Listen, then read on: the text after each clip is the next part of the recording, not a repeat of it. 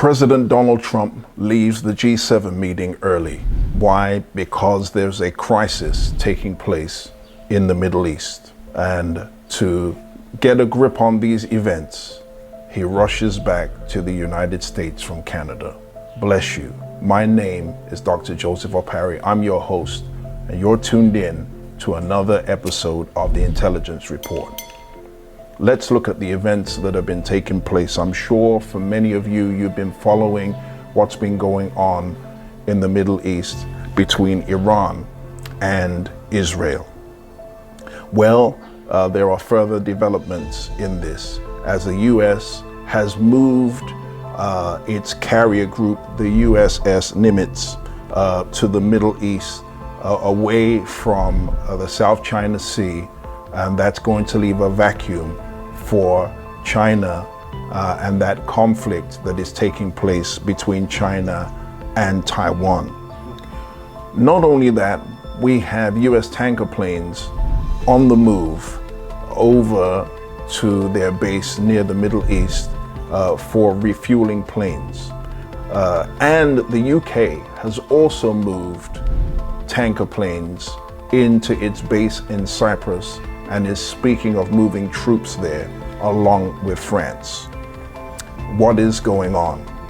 Well, if you look at everything, you would believe that this war just began yesterday or a couple of days ago. But the truth of the matter is we've been in World War III.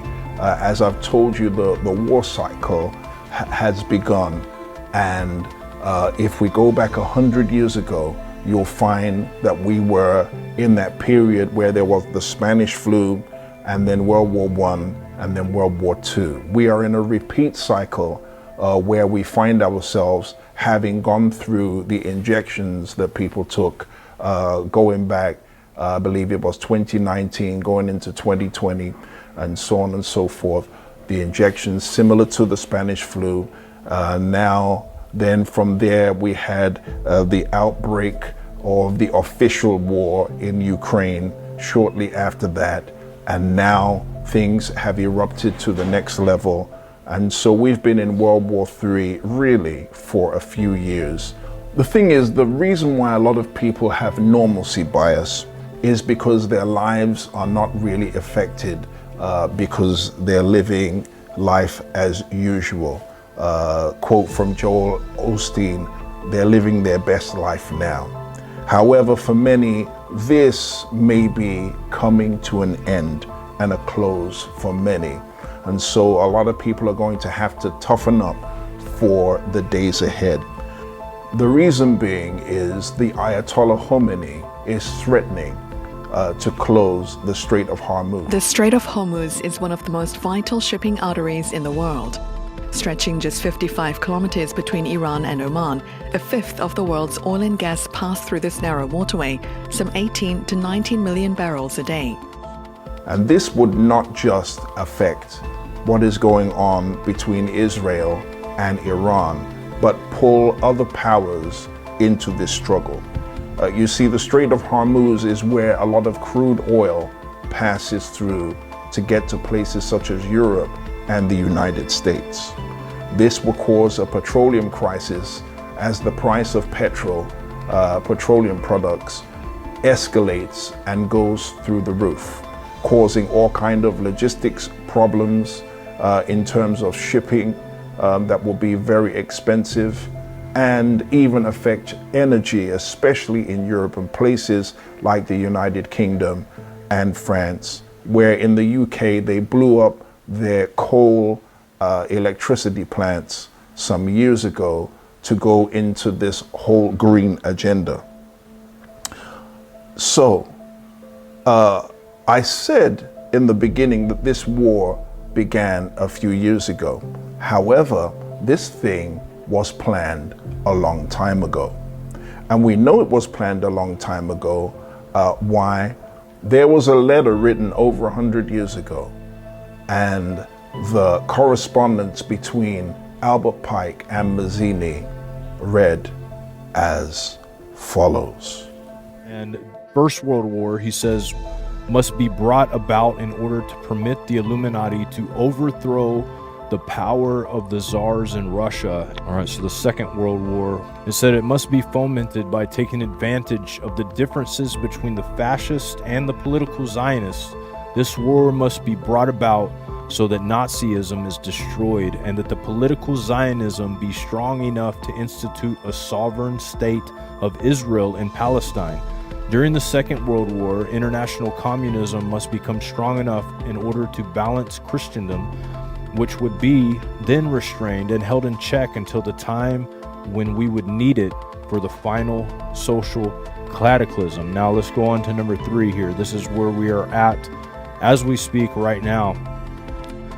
The Third World War must be fomented by taking advantage of the differences between the agentur of the Illuminati, between the political Zionists and the leaders of the Islamic world.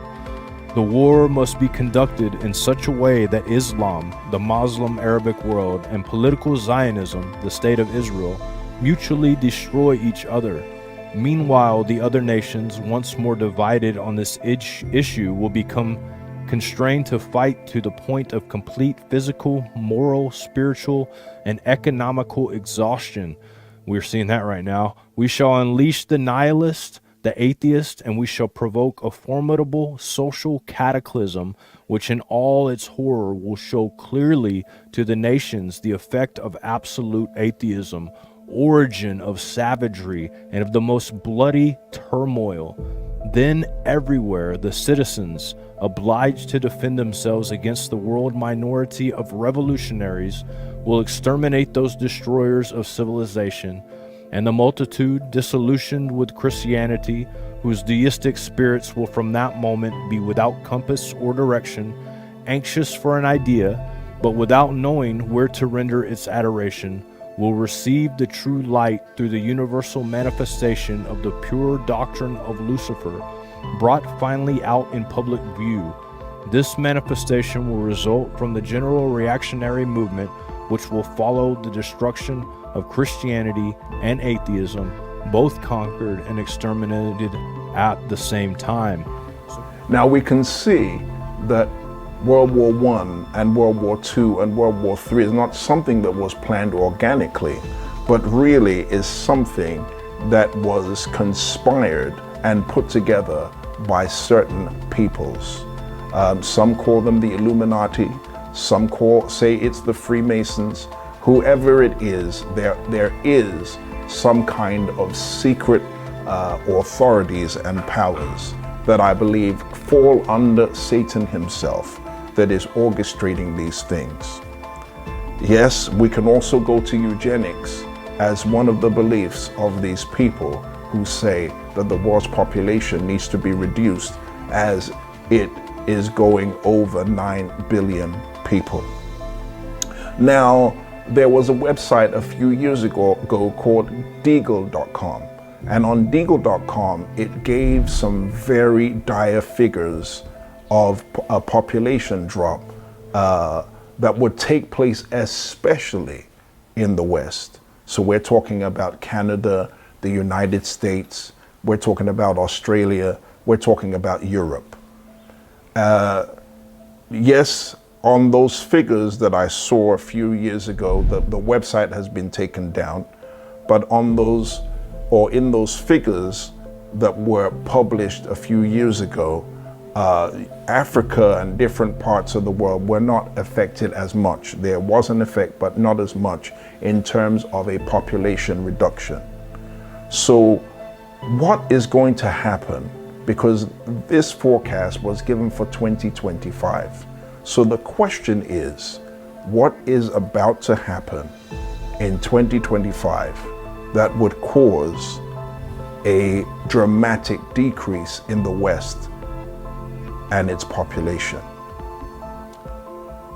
We've got to keep praying because danger is definitely on the horizon.